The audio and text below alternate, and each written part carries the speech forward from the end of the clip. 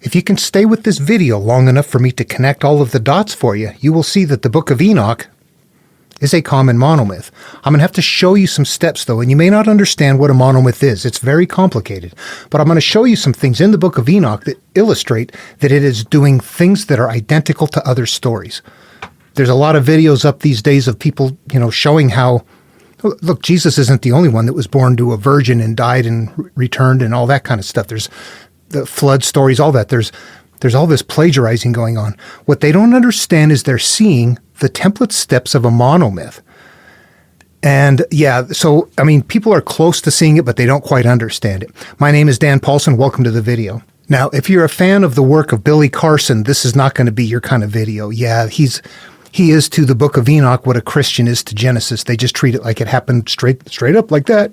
Giants came here. They were from outer space, and they gave mankind all of the things, the weapons and all that kind of stuff going on. It's like, whoa, it goes into that category of the Egyptians didn't build the pyramids and Atlantis sank beneath the sea and all of that. So that's not what this is about. There's a step sequence in here that is for inner healing. This template is built on basically the stages of a human life. And we're going to see that as we go into here. The Book of Enoch is turning inward and healing. It's not how you came about and how you got here. Enoch leaves Genesis where? After creation. So, okay, let's try to understand what's going on. First of all, I'm going to pull up the Book of Enoch and read something and talk about it.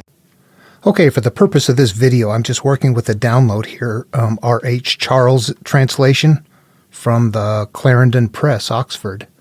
It is the Book of Enoch from the Apocrypha and Pseudepigrapha of the Old Testament. I don't know that I recommend this or not. It's just something that I downloaded for this. So, all right, let's move on. The words of the blessings of Enoch, wherewith he blessed the elect and righteous, who will be living in the day of tribulation, when all the wicked and godless are to be removed.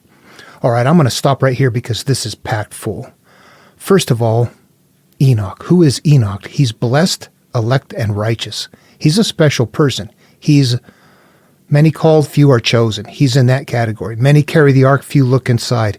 Enoch is each one of us, but Enoch is the one that can process this. Enoch has a special brain. Enoch is a seeker that isn't looking for supernatural. They find an inner path to, the cosmic God, the God of the universe, not the God of Abraham out in space, but the God of the universe in your head. We'll get there. Living in the day of tribulation, where all the wicked and the godless are to be removed. Let's stop and talk for a minute. We have to get past something. There's something very important right here. What this is announcing right here is when you are ready in your lifetime to say that's it. What is it? Was it Freud that says when you're 60, or was it Jung or somebody like that? There's a point in time in your life where you have lived a certain life and you're going to stop and turn inward and say, it's time to heal. Right here, we're going to lose a lot of people, though, because I think this is going to boil down to a certain brain type. And the reason I say that is because so few people can understand this. Even scholars, academics that you try to show them the monomyth are like, dude, I don't know what you're talking about. Meanwhile, it's there. I'm an introverted feeler, though, that found this path by interacting with the material. It's difficult to understand it. This entire story, remember, it's 5,000 years ago. All of these, how old do they go? Up to 6,000 or more, I don't know. As you get into Babylonian and Sumerian works, these myths are continually repeating. They play out in a theater. They're a story that plays out in the imagination. And all of the characters in here are parts of us. It is incredibly complex. However, they take that human life cycle, flip it outward. Who is the elect? It's a certain person that's going to turn inward. What is the time of tribulation? That's when you say, that's it. I've had it. I'm done with this. I'm turning inward. I'm going to heal. I'm going to let go of things. I have aged to the point that I realize I'm living through my memories and I'm done with that. I am not those memories. There's something else inside of my head that I need to be connected with right there. My higher awareness. I need to be living through that, not my memories. So what we're doing here is we're establishing a healing time.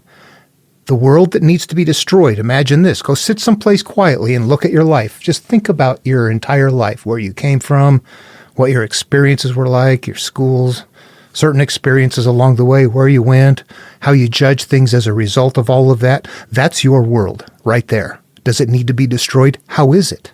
That's the world that needs to be destroyed. Not the world out there, the world up here. They're magically encoding something in here that is the human. It is a human healing cycle. It's a Buddha path.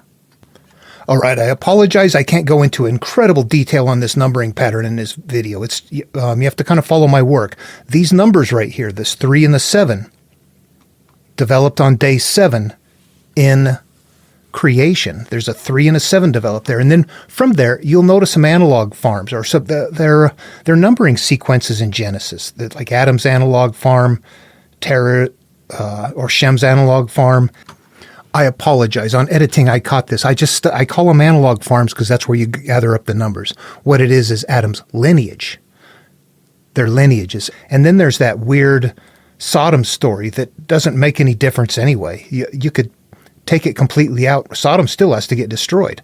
But what is it? Would you destroy it for the sake of 50 righteous? No, not for the sake of 50 righteous. I won't destroy it for the sake of 50 righteous if there are 50 righteous within there. And they're going through this weird sequencing numbering system that all these are developed there. All I'm going to do right now is say that this is from Genesis. And this fits Abrahamic material. Now, if I go to the book of Genesis and search for how many times Enoch's name is repeated. Look at 10 is one of our numbers right here that was gathered. Let's go look at Genesis. So if we're looking in Genesis,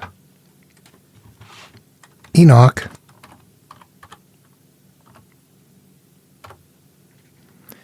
name is repeated exactly 10 times. So it fits that numbering criteria. All right, so what's happening is that there's a repeating pattern. 10, 3, 7, all of those numbers right there represent Adam and Eve naked, unashamed in the garden. Pure state, starting out in life. This is a pure person, a pure state. This is before first sin. That 7 is there. What happens after first sin? We step into the 8. The 8 number comes into play. Now let's take look at a couple of criteria here. What I'm going to tell you is something astounding. If you stick through this, you will learn that there is somebody in the background that is fooling all of us, including all of the high church. Yeah, watch what they don't know. Okay, let's get back to the book of Enoch here. The elect. What is the elect? There's not many of those. The elect and the righteous. I want to see what elect is. Now, by coming up exactly 33 times, this fits the numbering criteria because 30 is a good number and 3 is a good number. So if you add the two together, what it's doing is allowing the value of this to be known as an analog. Elect, special person. 33, pure. You're the person that's going to get to a pure state. We've got here some wicked. What happens if we look at wicked in here? 8. Bam. Look at that. It's fitting a numbering pattern that honestly, it's in Babylonian works. It's in a lot of works. I think it's more than I think. All right, so what's happening here then in this, like I told you, the first one is just loaded here. The words of the blessings of Enoch, wherewith blessed in the elect and the righteous. You special person who's ready to turn inward, who's living in the day of tribulation. Up there you go. You're ready to say, that's it. I've had it. I'm changing my life. When all the wicked and godless are to be removed. The wicked and the godless are the things in me that screw up my life. When I'm sitting quietly and peacefully, they don't let me sit in peace. There are parts of me that are godless and wicked, and they need to be removed. This is a psychological path. And godless is a term we have to be careful of. Again, it's not the God of Abraham out there, this judgmental, capricious deity that, is never around to save things. Okay, that's a part of what makes this a monomyth. God just appeared. If you were to look in Genesis, what you would see is that God created, God was there. When did God disappear? When Cain split. God is not there at all until it's time to call Noah, or it's time to call Enoch. Ooh, God comes back at the calling. That's us reattaching to the higher awareness. One more thing that I want to say, and this is going to become clear once you understand it, that Enoch is a story network point. I'm going to talk through that in the video. It would be like, let's take Cheers and spin off Frasier. Well, let's take Genesis and spin off Enoch. We're going to see that in Greek works. We'll get there. Let's start with Jason, but we're going to spin off Hercules. You see how thick they are. And you see, as I look through here, what can we glean actually from this? Nobody knows the Bible well enough. Nobody knows the material well enough. We're not living through it in our memories like they were. We are not connected to the depths of this material at all. Why? Because we're reading it. If we had it memorized, I don't either. I've got some things that I remember from repetitively looking at it, but I don't have the stories memorized. If we did word for word exactly, and we knew how many times the words were repeated, that would tell us the value of it. Naked is a good thing. Wine is a good thing. How could that be? From the physical world, you don't want to do that. But in the spiritual world, naked means I'm now uncovered from something. I don't have that shame or that pain. The wine is the way that I feel. Noah created a new vineyard, created new wine. He had a new experience on the other side. He felt good, and he was naked and uncovered. That was a good thing. What if we knew it deep enough, we would know that, but we don't. All right, we've got to talk about God. God is something we can all get to pretty easily. It's kind of talked about today almost in this idea that consciousness is universal somehow, something. And that might be the case. I don't know. If it is, it doesn't talk to you. Consciousness needs memories. Okay, so maybe that's what we're doing here, is providing memories to the consciousness. It starts getting out there. I'm not going to do that. I'm going to keep the foil hat off here. Let's just interact with the material. Okay, so God is this. You're tossing and turning at night and you're frazzled. Your consciousness is drifting around, experiencing the memories, and as a result, you're feeling turmoil. Yet that's not what's happening now. It's something that's going to happen or has happened or something somehow. You might be in the midst of it, but at that moment in time when you're in bed, you're not. But you're still in the flow. You have to resolve this. It's something that's there. But periodically, there's going to be a voice that's stepping in that's from outside of you that tells you, hey, just relax. You got to go to sleep. There's nothing you can do tonight. It's trying to get you to go to at peace. It's coming in unsolicited. You're not looking for that voice. It's coming in. And it might be a normal part of us, but I think what it is it's an aspect of us. Now, something that's important is when that voice is talking to you, stop and listen and feel and experience it. And what you'll notice is that the emotions from the memories, you don't feel them at that time. At that moment, your consciousness is connected with God. Be still and know that I am God. You're connected with the higher awareness. At that moment, if you were meditating and not thinking, that's what you're trying to accomplish right there. This place of no thought. You can lay there while that's happening. And when that part comes in, try to just hold on to that instead of allowing yourself to slip back into it. We have to try to habituate that. That's the return of God that they're talking about right here. The thing is this. Think about it. What we have to go in and heal and address is emotionally difficult. Think of this part of us right here that is not connected to the emotions. We need to use our consciousness and this disconnected part of us to resolve the emotions. So that's why it is imperative for God to return at this time and why God disappeared in the beginning. We were born from that higher place, but then we lived life physically, becoming products of a mess. And now we want to turn inward and heal. God is returning. God left once we started judging life, first sin and on. That's our memories. First sin, first derogatory memory. All right, we'll look at it again then. And he took up a parable and said, Enoch, a righteous man whose eyes were opened by God. So this means you, the called person, if you're the one, it is time for you to connect with your higher awareness. Saw the vision of the Holy One in the heavens. That's the higher awareness in the high. It's a higher state of being, isn't it? It's not living through your memories and your physical self. It's living through a higher self.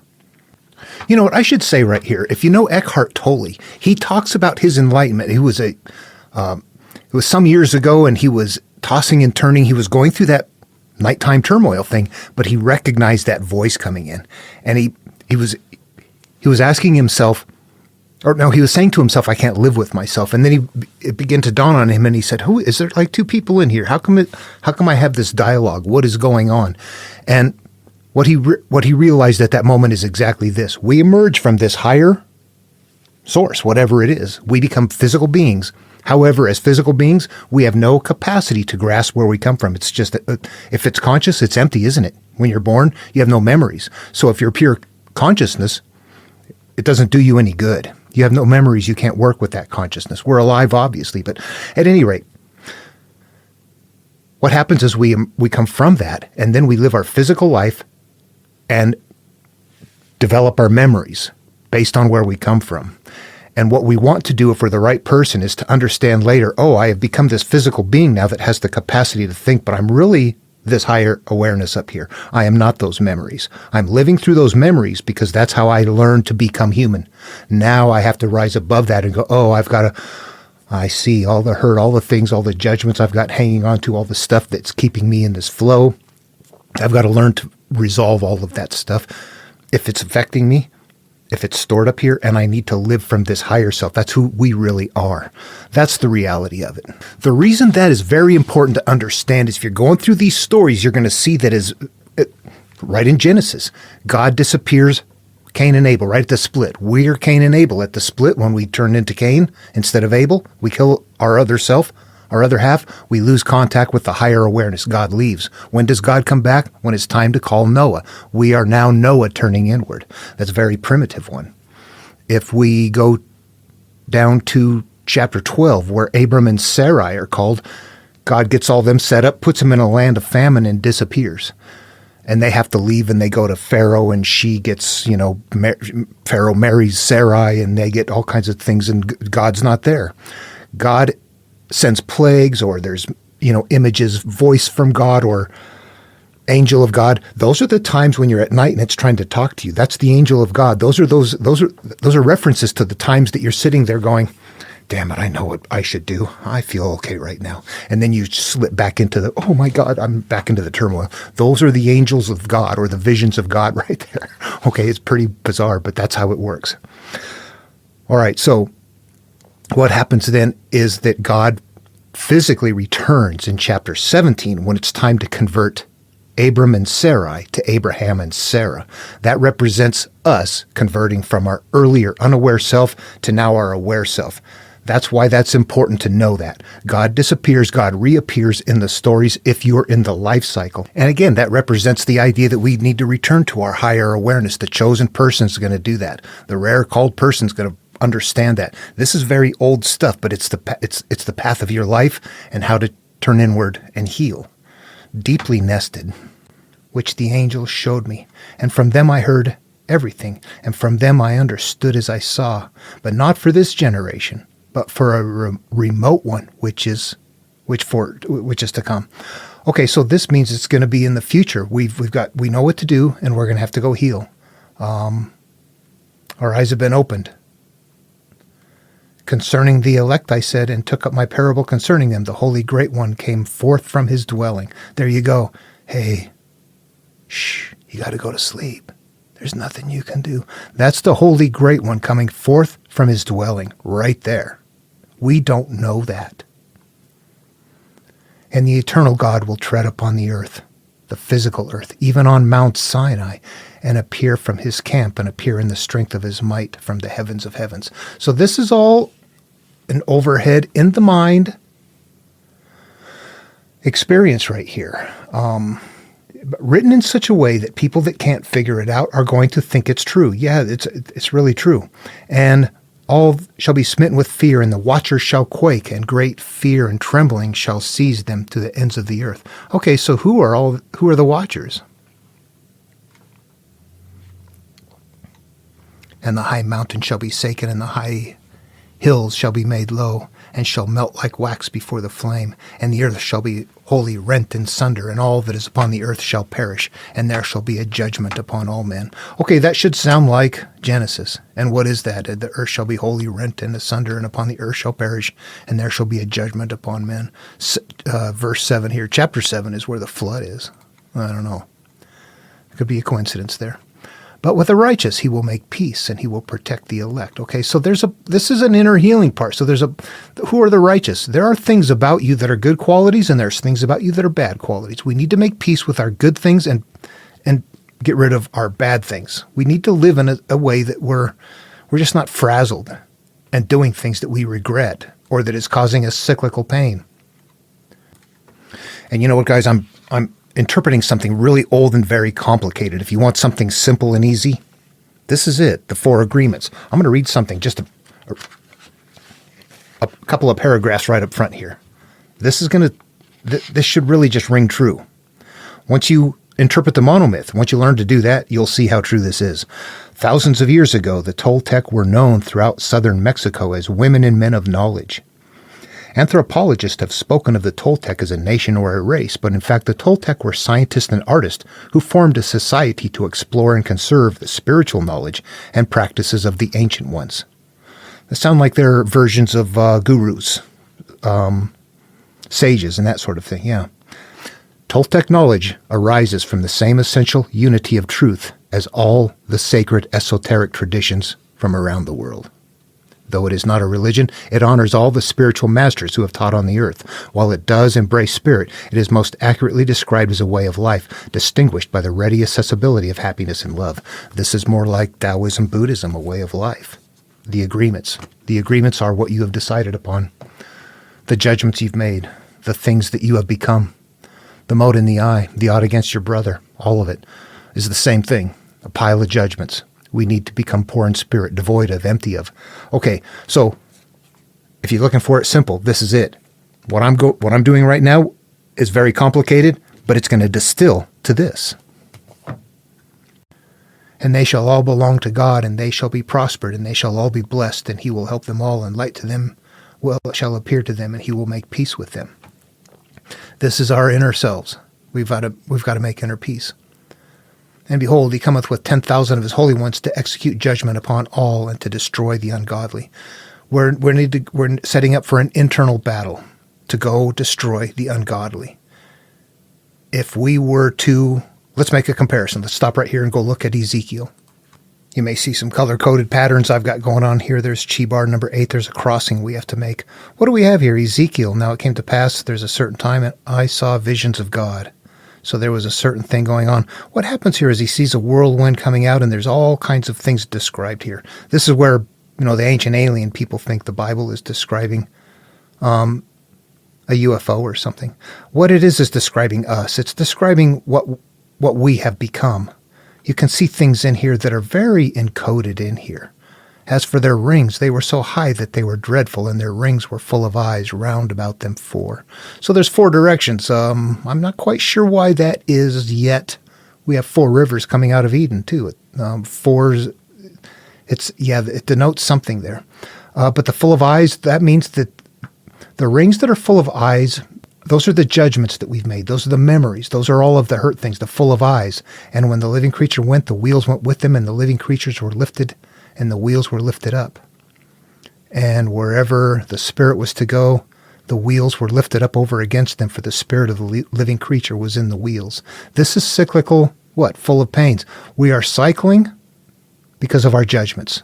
Full of eyes, the judgments we've made. Wheels, this is cycling. Let's do a side-by-side mental comparison with something that is not so dense. This is going to help us understand it. These are really much more simple ways of understanding it. First of all, the Buddha from the Dhammapada. This is his very first verse. All that we are is the result of what we have thought. It is founded on our thoughts. It is made up of our thoughts. If a man speaks or acts with an evil thought, pain follows him, like the wheel follows the foot of the ox that draws the carriage. We put ourselves into this story. I am the foot of the ox that draws the carriage. My foot, I am the ox that draws the carriage. My foot, pain is, the wheel is cyclical, comes around and around. If a man speaks or acts with an evil thought, I would think to myself, I don't think with evil thoughts, but pain follows anyway. I have to understand something. All that we are is the result of what we have thought. It's founded on our thoughts. It's made up of our thoughts. These are memories.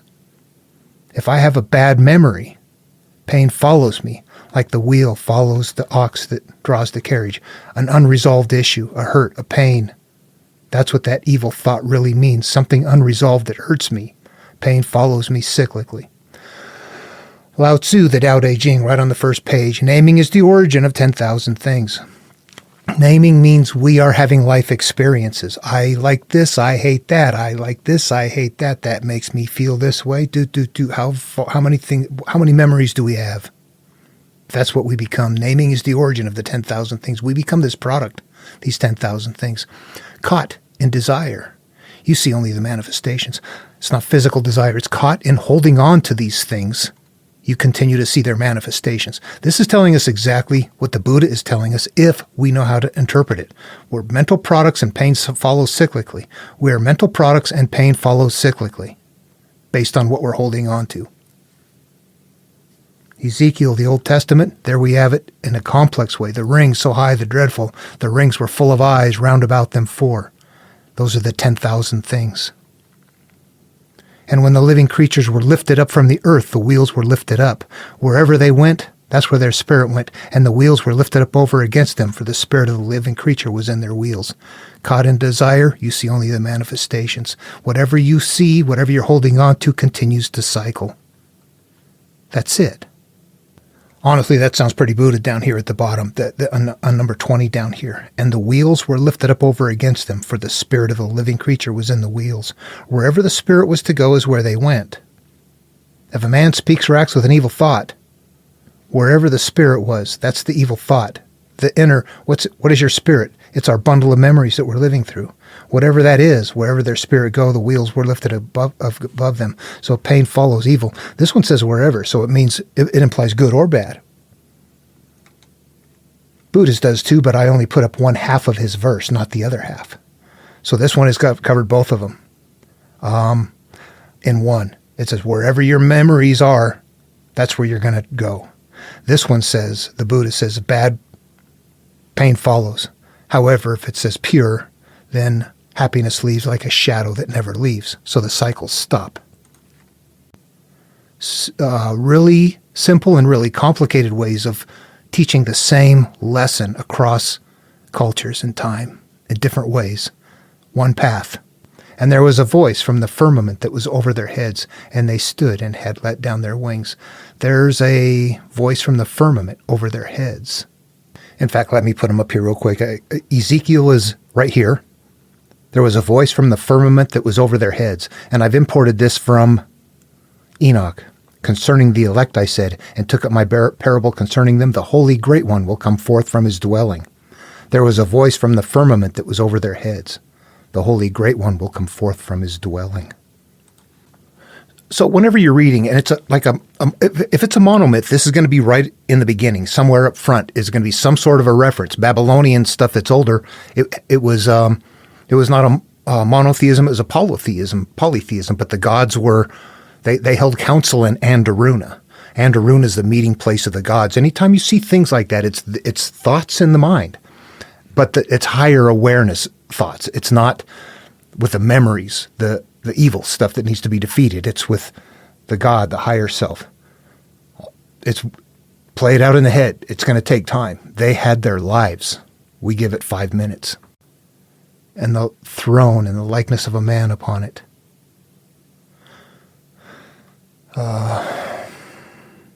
And there was appearance of the likeness of the glory of the Lord. And when I saw it, I fell on my face. And when I heard a voice of the one that spoke. So this one's much deeper, but this one's going into now, what is the higher one telling us? And he said to me, Son of man, stand upon my feet, and I will speak of thee. What is a son of man? That is a person who is a product of their world experience. You're not a product of your higher awareness, Son of God, which you're not going to find in the Old Testament. You won't find a Son of God in the Old Testament. You will only find Son of Man, because that means you are a product of your judgments. Okay, so that's what's happening there. So it's very basic to understand this is us. There's a mental hierarchy. Enoch is the consciousness. God is the higher awareness. Whatever we have to defeat along the way are parts of us, early parts of us. Let's move ahead and continue looking through it. I'm going to have to speed up and scan through it. I wanted to focus on there and just really show you some detail right up front that this is something that if you look at, there's layers to it. There's a certain way to get to it that you realize, okay, God, yeah, they're doing what everybody's doing, but you have to put it in your mind. It goes there, and then you have to take everything that's there and say, wow, what is happening here? I've made bad judgments. Now bad things happen. Wheel follows me. I got bats in my belfry. Yeah, it's like that. It's all psychological. Everybody that thinks there's something spiritual, mental, I'm a angel, I'm here to teach and all that kind of stuff. No, There's something very basic in here. You need to interpret it. If you still got some supernatural components to it, you're not interpreting it. This is a 100% mental path that leads us back to living through the higher source. All right, so as we get back into it now, if we keep putting pieces together, I'm not quite sure where I left off. The watchers shall quake. The watchers then are who? The watchers are parts of us that, we have a lot of fears. Things we should do, well, we know better, but God, it's so hard to, the closer you get to dealing with something, the more fearful it gets. The watchers will quake, and a great fear and trembling shall seize them unto the ends of the earth. Your earth, the ends of your earth, the ends of your life, the ends of your experience. Where's Jason supposed to go to get the golden fleece? To the end of the earth. You're going to start finding common motifs in here if you read enough things. They can sound different though. You have to have a good handle on the material. Adam and Eve 7:3. In Jesus' material, he's going to say, enter into the kingdom of heaven like a child, if you're reading from the New Testament. If you bring in the Gospel of Thomas, he's going to go so far as to say his child 7 days or 7 years. There's a 7 in there anyway, which fits on the 7:3 grid. Go to become this child again that is pure state. Unjudge what you've judged. Resolve the issues all of them have that as a destination. Somehow the far side of the world, the earth, back in time, starting over. Yeah, it's a cycle. And the high mountain shall be shaken. This is your high's early self, and the high hill shall be made low, and shall melt like wax before the flame. And the earth shall be wholly rent in sunder. We went through all of this before, didn't we? Oh, yeah, okay. That's where sorry, I'm repeating some things here. Comes with 10,000 of his holy ones to execute judgment upon all, and to destroy the ungodly, and to convict all flesh of all the work. 10,000s, I don't know. 10 is one of our numbers, so maybe 10,000s just represents 10. He's coming with purity to execute judgment upon all. Yeah, 10,000 of his holy ones means purity. He's coming with purity and the right thing, to convict all flesh, to look at the things that we've learned and that we've judged in the past, that we've ungodly committed.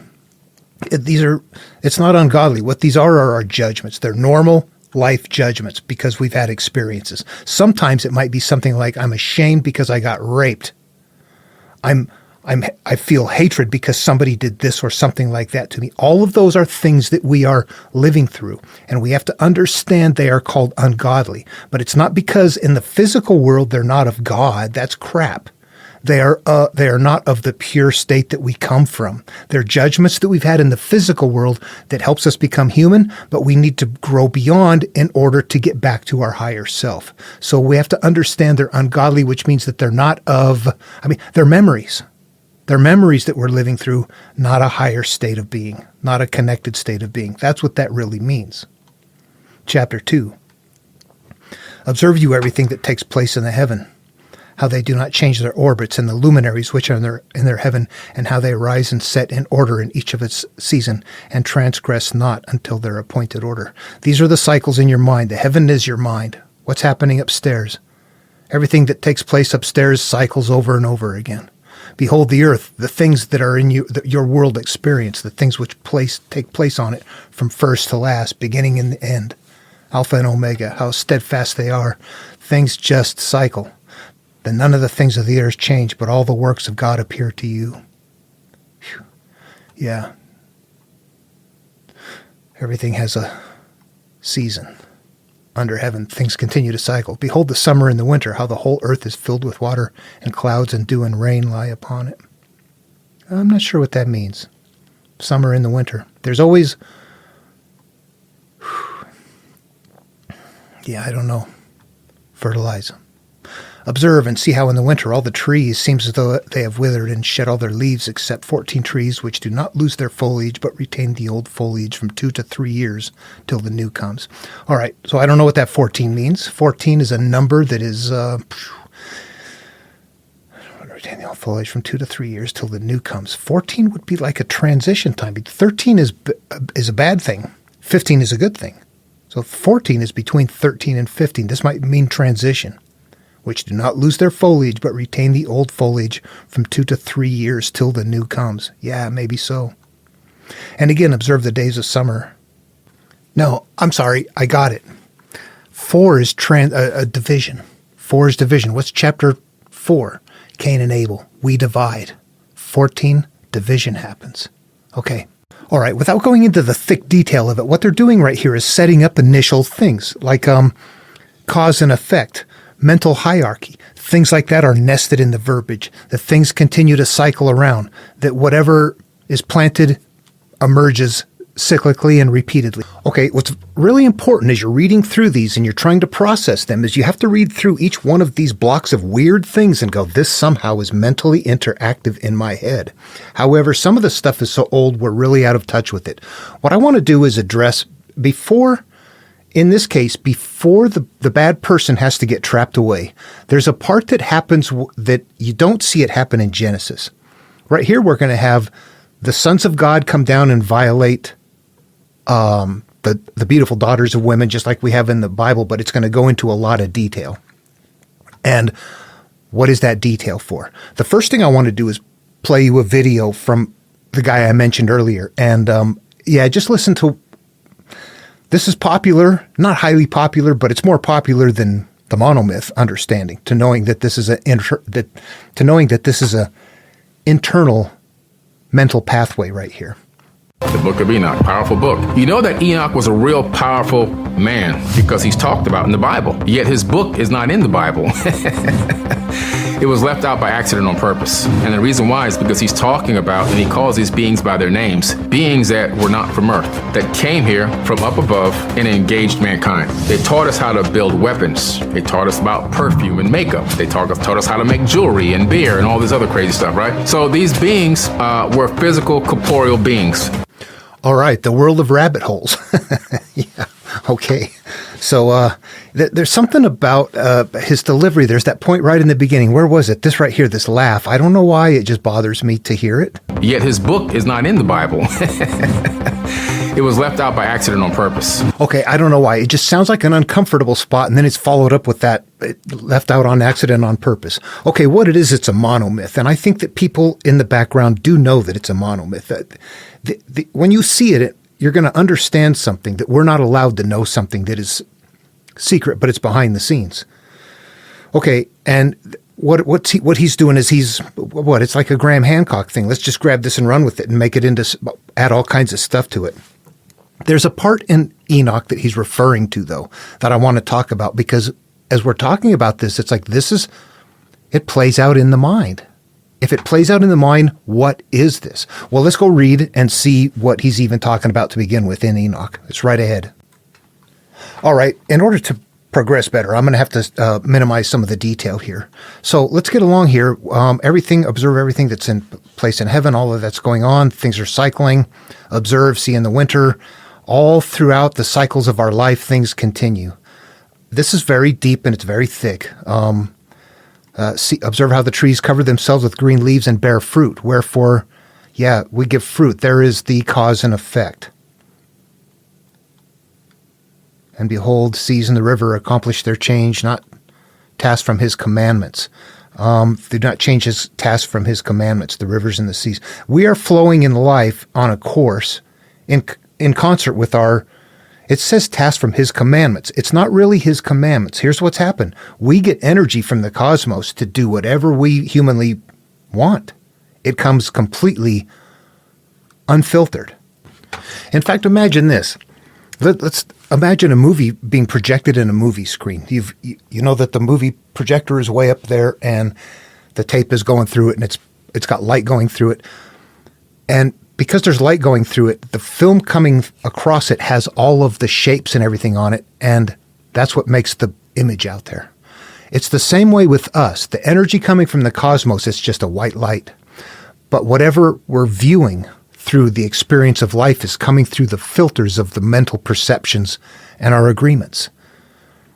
So it's the same way in that way. When we're seeing life, people have talked about it like a movie screen, but if you can put it in those terms right there, that energy that's flowing, and that's what this is right here. The energy coming from there is for anything, but it's not from God really that's making the choice. God's saying, here's light. Use it how you wish. It is, and then that flows through us, but it flows through our perceptions. The sea and the rivers and the manner they accomplish do change their task from his commandments. This would be like, I will bless those who bless you and curse those who curse you. They do, you got good or bad, or in Lao Tzu saying, yet mystery and manifestation come from the same source. Mystery is free, manifestation is things coming, good, bad, everything, one source. Everything good or bad come from the same place. All it means is that as you go through life, when you have unresolved things, the energy for them to be triggered is going to happen again and again. Why do you re-experience something that's no longer happening? It's coming from somewhere. The sea and the rivers in like manner accomplish and change not their task from his commandments. It's our decisions that have that there, though. Okay. But ye have not been steadfast, nor done the commandments of you let it go. And what I want to do is move down here to where, okay, here we go. Chapter 6. And if you looked in the Bible, it'd be the same thing, chapter 6. And it came to pass, when children of men had multiplied, that in those days were born unto them beautiful and comely daughters. And the angels, the children of heaven, saw and lusted after them, and said to one another, come, let us choose wives from among the children of men, and beget their children. So far, this is it's starting to get a little bit more detailed than Genesis. Genesis is so minimal on this. It really doesn't say anything. They had giants or, men of renown or something like that. All of these are fitting the same criteria, though. They're going to change the analogous verbiage, but it's always going to mean the same thing. And what those are going to represent is the hurt that's in us, the stuff that acts out. The giants back then, all the things, they're the things that act out of us. Okay. Beautiful and comely daughters, the angels, that's our pure younger selves. We have been corrupted now in life. Samjaza, all of these are not, what are they? They're representations of early selves. Remembering this is really, really old. You wouldn't put this today. You have to put yourself into this story long ago, in wherever it was written, and try to understand what they're doing. Okay, we got to put ourselves in their shoes. Yes. Okay. What Samjaza is doing is he's wanting to get everybody else together. I fear you will not agree to do this deed, and I'll pay the penalty for this great sin. So he wants to go down and marry the beautiful daughters, impregnate them, but he's getting his buddies to help him out by mutual. So they all agreed to do this thing. And let us swear on an oath and bind ourselves by mutual appreciation, not to abandon this plan, but to do this thing. And they swear all together and bound themselves by mutual imprecations upon it. And they were all in 200 who descended in the days of Jared on the summit of Mount Hermon. And they called Mount Hermon because they had sworn and bound themselves by mutual imprecations upon it. And these are the names of their leaders. And then they're going to go through these names that I can't pronounce. They're old names. What they're going to represent is just all kinds of different, what are habits? What are things that we get into, that we get caught up in? Each one of them is going to be taking on a role like that. And altogether, they took themselves wives, and each choose for themselves one, and they began to go into them and defile themselves with them, and they taught them charms. So here we get this idea that these God's sons are impregnating, and these are all the sons. And they're teaching them things like charms and enchantments and the cutting of roots. This is where that other guy's getting his information from. This is what he's trying to say right here, that that these sons of God are aliens that came here, and that they're actually doing this in the physical world. They're teaching them how to cut roots and make acquaintance with plants, and they became pregnant, and they bare great giants, whose height was 3,000 ells, who consumed all the acquisitions of men. And when men could no longer sustain them, the giants turned against them and devoured mankind. And they began to sin against birds and beasts and reptiles and fish, and to devour one another's flesh and drink blood. Then the earth laid accusation against the lawless ones. I'm going to continue on to 8. This keeps the flow going. And Azazel taught men to make swords and knives and shields and breastplates, and made known to them the metals of the earth, and the art of working them, and bracelets and ornaments, and the use of antimony, and the beautifying of the eyelids, and all kinds of costly stones, and all coloring tinctures.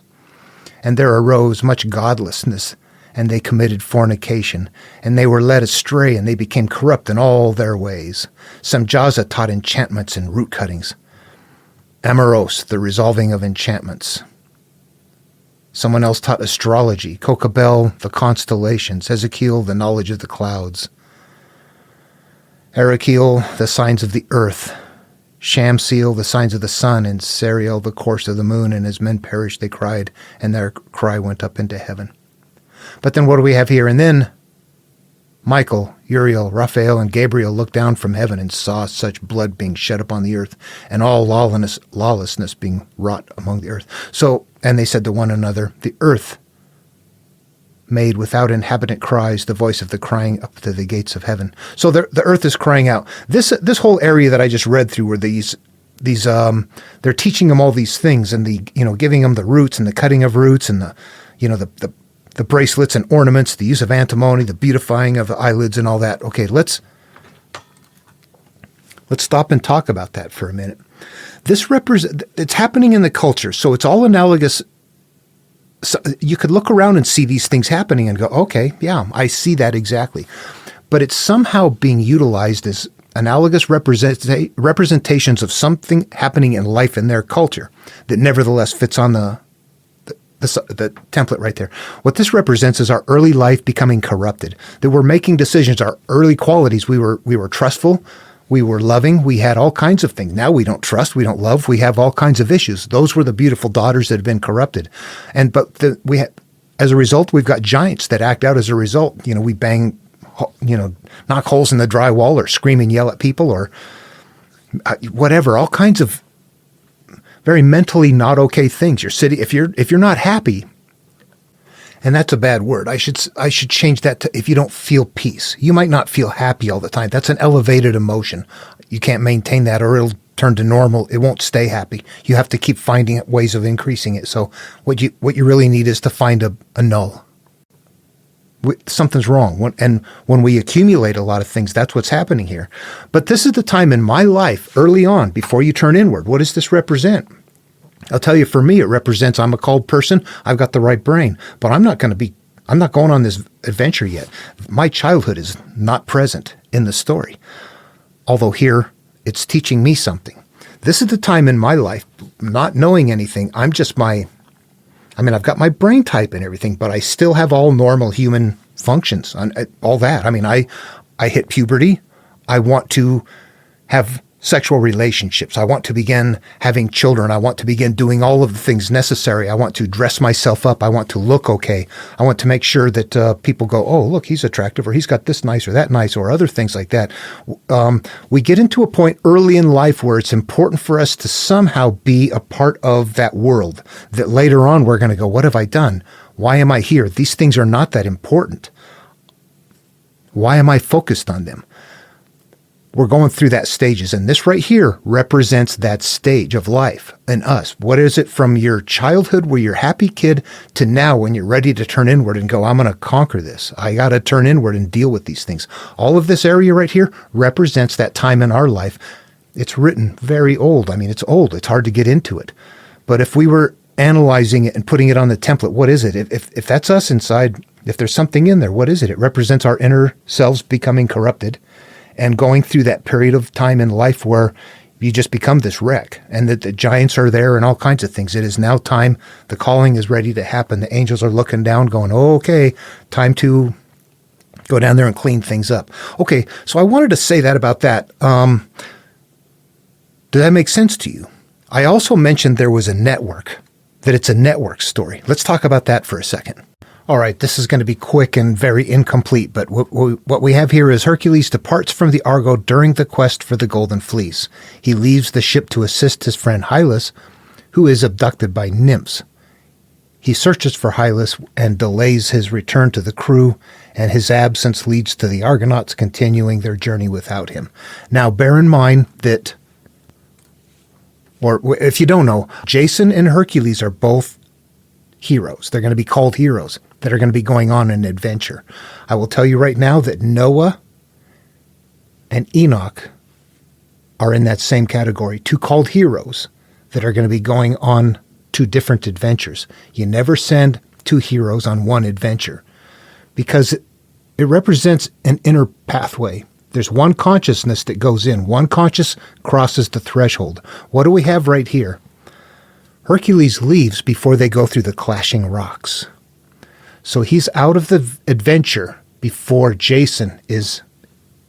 The clashing rocks represents crossing the threshold, turning inward.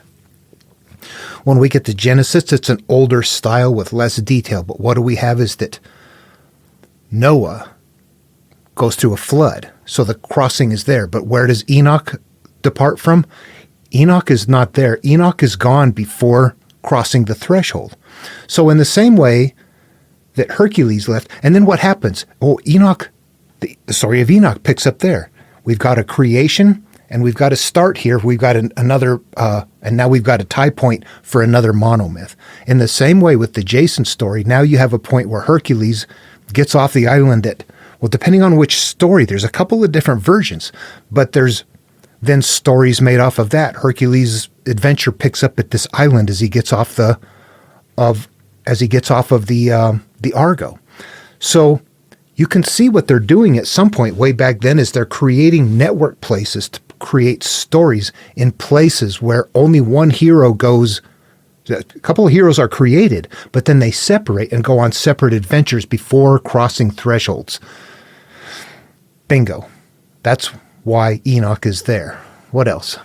Okay, as we go back and look again, here's chapter 9. We're going back for a healing now. Then Michael, Uriel, Raphael, and Gabriel looked down from heaven and saw much blood being shed upon the earth, and all the lawlessness. The earth made without inhabitant cries. And now to you, the holy ones of heaven, the souls of men, make their suit, saying, bring our cause before the Most High. So they're crawling out and saying, please have God come and help us. This is a big detailed piece of something that's a half a line in Genesis. It was then that men began to call upon the name of the Lord. Yeah, this is a big version of that. Lots of detail. A small line expanded upon. And they said to the Lord of ages, Lord of gods, King of kings, and God of the ages, the throne of your glory stands unto all the generations of the ages. That's the higher, wherever we come from. The higher self is how we connect to it. And your name, holy and glorious, blessed to all the ages. You have made all things, and power over all things have you. Yep, what is that? I don't know. The quantum field. Nothing can hide itself from you. We're in a flow. I will bless those who bless you and curse those who curse you. We're flowing in the Tao. Nothing can hide itself from you. We're going to have our flow and experience.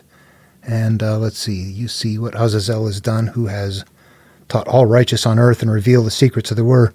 Men were striving to learn in Semjaza, to whom you have given authority to rule over his associates.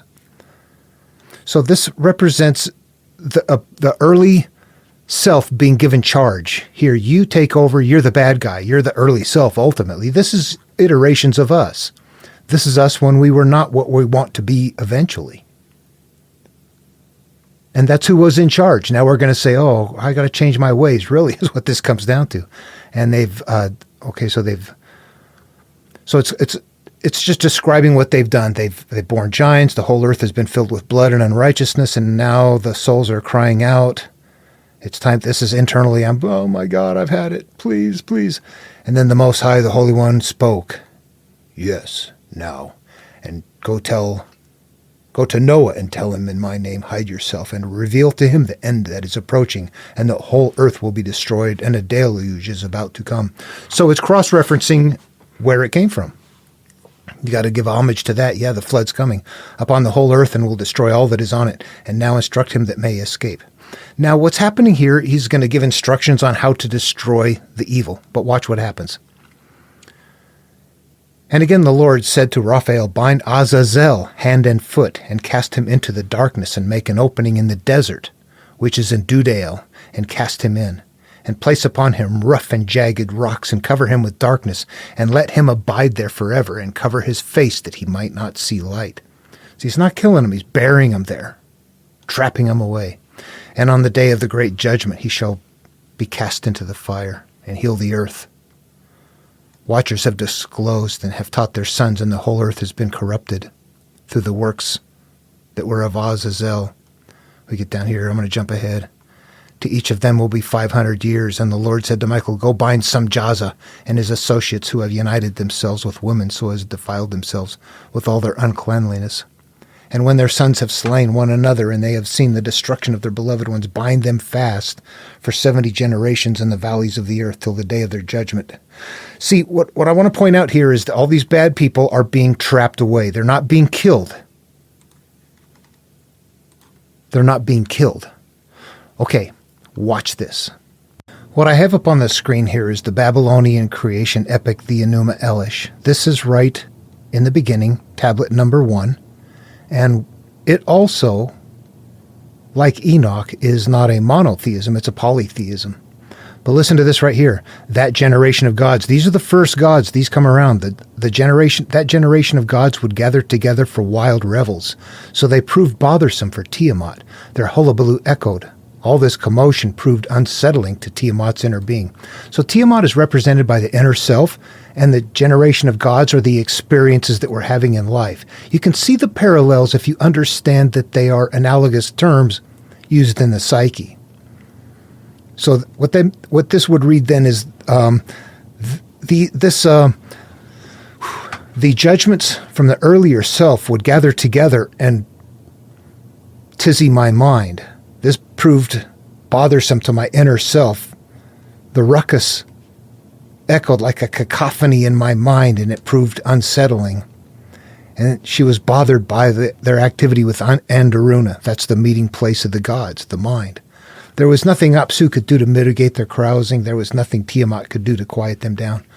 And no matter how troublesome their conduct became to her, regardless of how rowdy things were, she just put up with it. So that parallels what just happened with Samjaza and all the other gods over there that are causing a corruption to the inner self. All right, what I'm going to do just due to the density is jump ahead here. There's just too much to cover. I'm showing parallel motifs here. So we jump ahead, and what happens is that after Marduk, the called hero, starts wiping everybody out. I want to read this part right here. And the gods who were her allies who had stood beside her, all of them shook in fear, were struck with terror and fled. Yet he allowed them to give themselves up, sparing them. Okay, see that right there? The bad gods he's sparing, since they were once encircled and not allowed to escape. So they couldn't do anything. He's got them trapped. So he had them bound and destroyed all of their weaponry. Yeah, they were trapped within a net, and there they remained. How can you bind? Yeah, you bind them, and remember, this is a psychological process. Can you work it through? It's a parallel motif, and they were trapped in a net, and there they remained. Then they shrank back, overcome as they were by despair. These are memories. This is the past. And concerning the several demons, yeah, we'll leave it right there. Okay, you see the parallel, though? They're not destroyed. They're trapped. Right, we're going to jump back to Ezekiel. We're into chapter 12. We're well into... This is a much longer version of either of those other two. This one is huge by comparison. A lot of detail. So we get down in here into 12, and I'll read some. Son of man, you dwell in the midst of a rebellious house, which you have eyes to see and see not, and you have ears to hear and hear not. Yeah, okay, the rebellious house is your mind. Therefore, prepare, remove it by day in your sight, then they'll bring forth my stuff in the day and the night. I'm going to just kind of jump through here. Dig through the walls in their sight, carry out thereby. This is digging through the walls of yourself, your mind, your memories. What do you have to deal with? All right, we get down here a little bit further. We get it down to verse 8, and it starts here. And in the morning came the word of the Lord, saying to me, Son of man, the house of Israel is a rebellious house. This is written to the Israelites. It's made for them so that it means your inner self. You are the rebellious house of Israel. But you'd have to you have to pretend you're there. You put yourself in the story. Pretend it's for you. Say to them, thus said the Lord, this burden concerned the prince of Jerusalem and all the house of Israel that are among them. Say, I am your sign, as I have done, and so shall be done to them, and that shall remove all, go into captivity. So you're getting ready to gather up all of the bad as well as the prince. And the prince that is among them shall bear upon his shoulder in the twilight, and not go forth. He shall not see the ground with his eyes. My net shall also will I spread upon him, and shall be taken in my snare. I will bring him to Babylon, to the land of the Chaldeans, yet he shall not see it, though he shall die there. And I will scatter toward. Okay, so, and I will spread my net upon him, and he shall be taken in my snare, and I will bring him to Babylon, and will plead with him there for trespass, that he trespassed against me. So we're capturing these memories and resolving them.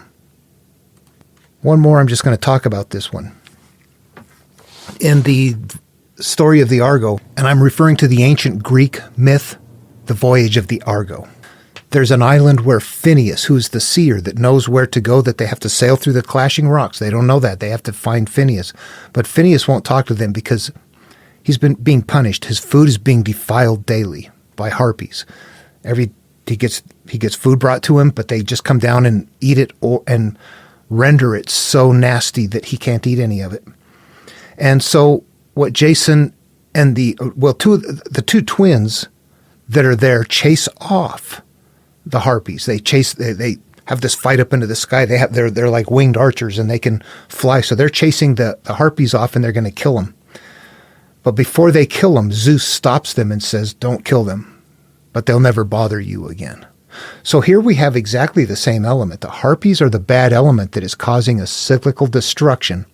However, it's being told it's not going to get destroyed, but it's not going to bother you anymore. You would also see that Zeus is the one that had the harpies start punishing him to begin with and then called it off. So that same element is everything comes, the good, the bad, all of it comes from high upstairs. In all cases, what we're seeing here is a representation of the memories in the earlier self. You don't forget, but it becomes, it's rendered ineffective to your life. The beliefs, the habits, the hurt, the pain, the shame, when they're all resolved, they cease to be issues.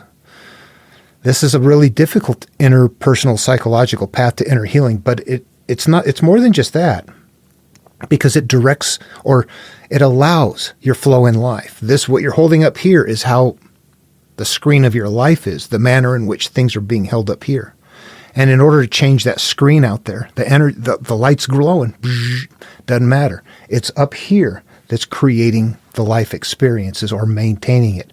And in order to change that, because it's cause and effect, we have to change this up here to change the cause and effect. We're still going to continue to live through cause and effect. We just want to change the cause and effect. Okay, so anyway, I don't know if that's helpful. They get big. Gosh, I don't know if that demonstrates enough there. You have to learn so much to see it that's why people can't see it. It's just incredibly thick. It's really out there, and it's conceptual, and it's analogous terms. So it's like, whew, it's layers away. And then there's a numbering pattern in there. Let's go back. You know what? Look at this real quick. All right, back to the Enuma Elish, the net. The net is something that we would capture things in. It's got to be a good thing. How many times does net appear in here? 7 times. Could it be? How about Marduk? 41 times. Let's look at something in Genesis. Now, net doesn't show up in Genesis, so I'm not going to go look for that. I just wanted to show you that it appeared 7 times there, which looks like it's on the 7-3 grid. But Marduk was the called hero whose name showed up 41 times. We got Noah here. Noah's the called hero whose name is repeated 41 times. Yeah, and it ends where? Chapter 10, it doesn't appear beyond there anymore. That was the original, or parts of the original Genesis that most closely corresponded with the Enuma Elish. In fact, Genesis in chapter 11 is the last time it mentions God in a polytheism. So we're still into old material here. But you can see shades of all that stuff in there. All right. I don't know if I've covered enough here. I know these get long, they get dry, they get hard to follow. It's very textual stuff. I don't think it's the easiest thing to follow along. You have to have an interest in it. And you have to really be the person that's on the path, I think, to even understand it. You have to, and there's like a filtering criteria. You got a brain type, you got a lifestyle, you got time, right time, everything. A lot of factors are involved in taking this path. and doing so repeatedly. And I've done so. I've moved from place to place to place in life, coming from a place of abuse and hardship and going to a place of success and everything being okay. But going through essentially this pattern of self-healing is what it took. Not just sitting there going, God, I wish, or I'm going to wait, and when I die, it's all going to be okay. No, you don't have to do that. There's something that if you can interact with it, you change your life. Okay, questions, comments, I'd appreciate it. See you in the next video.